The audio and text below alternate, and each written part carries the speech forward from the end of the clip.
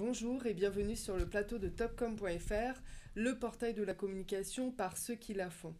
Aujourd'hui, nous recevons Dentsu Aegis Network qui inaugure un nouvel espace de création dédié à la réinvention des marques, la maison Dentsu.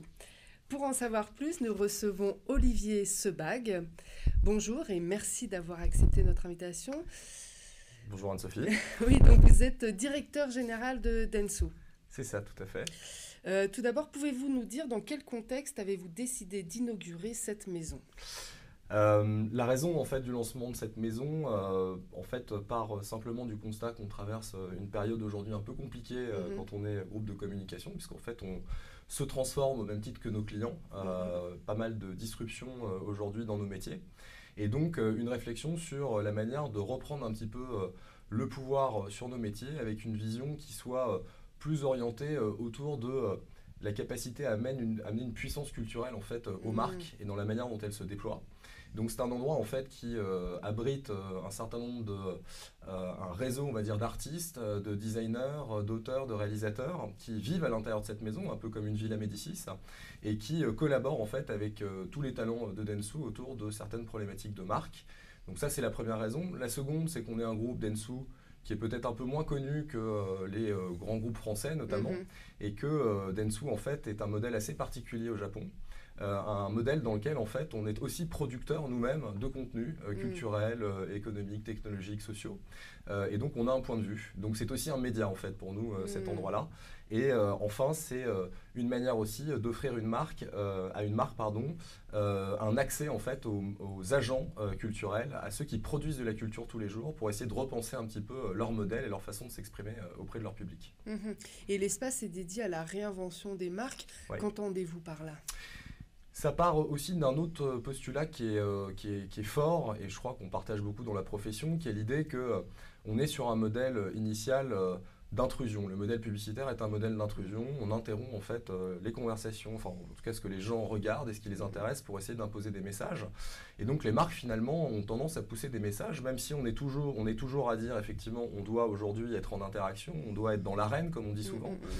Mais l'idée c'est vraiment de se dire que la réinvention des marques passe par leur capacité à créer des expériences et des contenus en fait qui résonnent avec leur audience et qui attirent l'audience à elles, plutôt que d'essayer d'imposer leur message par des logiques médias.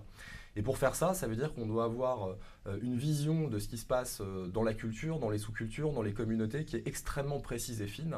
Et si on veut réussir à attaquer ces sujets par ce biais-là, on doit travailler avec ceux qui la fabriquent de manière plus directe et plus désintermédiée. Donc c'est un peu cette idée-là, c'est-à-dire redonner un petit peu cette autorité aux marques à travers des expériences, des initiatives, des objets culturels qui sont conçus par un écosystème d'individus qui proviennent d'agences, mais qui proviennent aussi beaucoup et surtout de la culture telle qu'on la vit tous les jours aujourd'hui sur Internet ou dans la vraie vie. Donc c'est vraiment cette idée-là. C'est aussi à travers cette vision-là l'idée de se dire que en créant encore une fois ces expériences, ces contenus, ces points de vue qui s'expriment à travers des objets, on attire des gens à soi, et en attirant des gens à soi, on apprend à mieux les connaître. Et aujourd'hui, c'est fondamental pour une marque d'être en capacité d'attirer des individus et petit à petit, au travers de cette relation récurrente, réussir à les connaître de mieux en mieux. On parle beaucoup de data, effectivement, mais à travers la data et la capacité qu'on a à attirer ces gens, en fait, on nourrit une connaissance client de plus en plus forte qui permet à ces business de pivoter, de se réinventer et de créer de nouveaux modèles. Donc c'est vraiment en cela que pour nous, c'est aider les marques un petit peu à se réinventer. La ligne de Dentsu, en anglais, c'est « Innovating the way brands are built ». Et donc c'est exactement ce qu'on essaie de faire à travers cette initiative. Et quelles sont vos expertises ?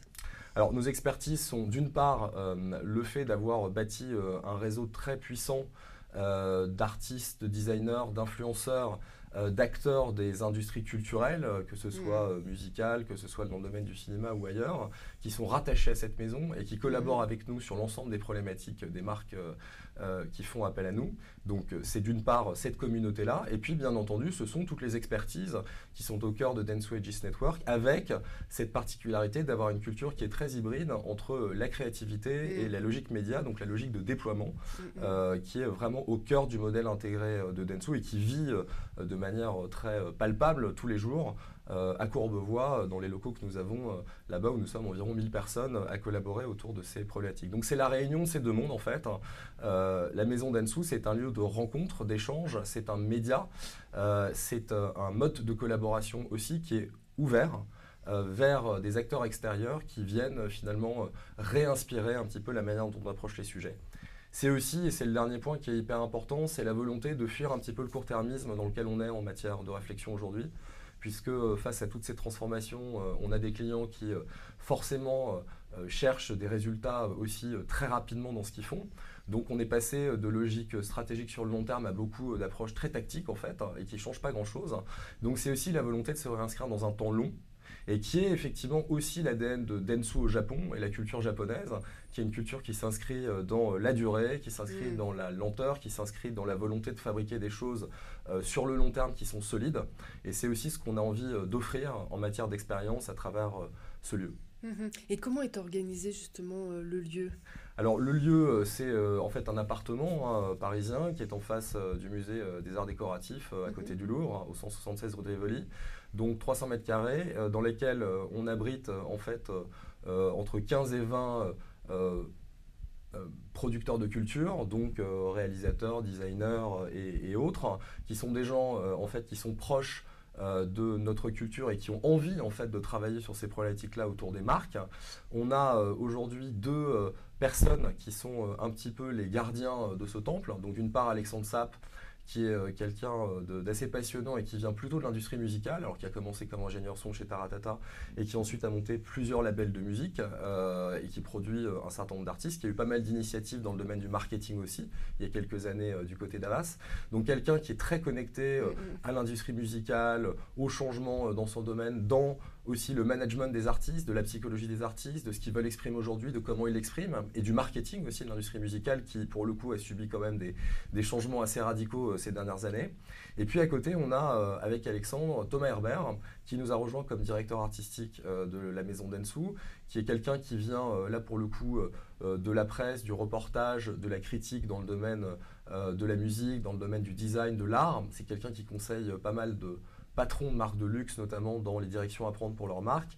C'est qu'il y a un grand curateur aussi en matière d'art contemporain et de design. Et donc, à travers les réseaux d'Alexandre et de Thomas, ainsi que tous les gens qu'on fait venir à l'intérieur de cette maison, eh bien, on a un espace qui est vivant, qui est vibrant, avec beaucoup de vie à l'intérieur et des clients qui viennent se mélanger à tout ça pour discuter de l'avenir de leur marque et la manière de bâtir de nouveaux modèles ou de nouvelles approches dans leur marketing. Donc on a un espace qui est un espace de réception dans lequel on fait un certain nombre d'événements et d'expositions aussi. Quand je dis que c'est un média, c'est qu'on va produire en fait du contenu culturel. On a tout un programme qui est en train de s'organiser dès le mois de septembre. D'ailleurs, ça commence avec la Paris Design Week, où on a une exposition avec 12 designers autour du marbre qui promet d'être assez intéressante.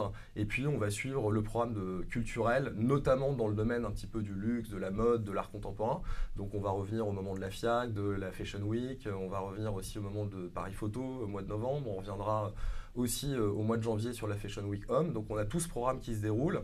Et puis dans la maison, donc on a cet espace de réception. On a deux espaces qui sont des espaces en fait de travail avec des postes et des gens qui travaillent quotidiennement ici. On a un espace pour tout ce qui est événements autour de déjeuners, de dîners thématiques où on anime un certain nombre de talks sur des sujets culturels. Et puis bien sûr une ou deux salles de réunion pour travailler de manière plus assidue.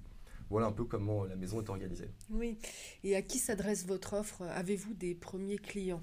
Oui, alors notre offre initialement, effectivement, s'adresse à plutôt des marques qui sont des marques de luxe, des marques un peu iconiques, des marques plutôt de lifestyle. En fait, toutes les marques qui ont une connexion à la culture qui est plus immédiate et plus directe à travers ce qu'elles représentent et ce qu'elles vendent quotidiennement. Donc plutôt effectivement cette dimension premium. En ce qui concerne les clients, en effet, on a commencé donc il y a très peu de temps, comme vous le savez, puisqu'on a lancé le 13 juin. On a aujourd'hui 3 clients qui nous ont rejoints. Donc on a notamment le groupe Pernod Ricard avec Perrier Jouette, pour lequel on gère toute sa stratégie de contenu au niveau mondial et surtout la production d'un média de marque, un média culturel. Donc on les accompagne dans cette dimension-là. On accompagne aussi une marque de whisky français qui a été créé il y a 2 ans et qui connaît un succès assez extraordinaire en ce moment, qui s'appelle Bellevoix. Donc on accompagne Bellevoix sur finalement le lancement de cette marque, de son identité, de ce qu'elle a raconté. Donc là, on collabore beaucoup avec des acteurs de la production audiovisuelle, notamment Canal+, avec qui on est en train de produire en fait un reportage sur ce sujet, et avec un angle qui est autour, encore une fois, de la fierté française. Donc c'est un deuxième client qui nous a rejoint. Et puis on travaille de manière extrêmement proche avec Condé Nast depuis quelques mois maintenant, sur des problématiques liées parfois à des sujets autour du positionnement ou de l'expérience autour de certains titres de presse. Donc on accompagne notamment GQ en ce moment sur des réflexions en termes d'expérience, en termes de discours. Et donc c'est le troisième client qui nous a rejoint.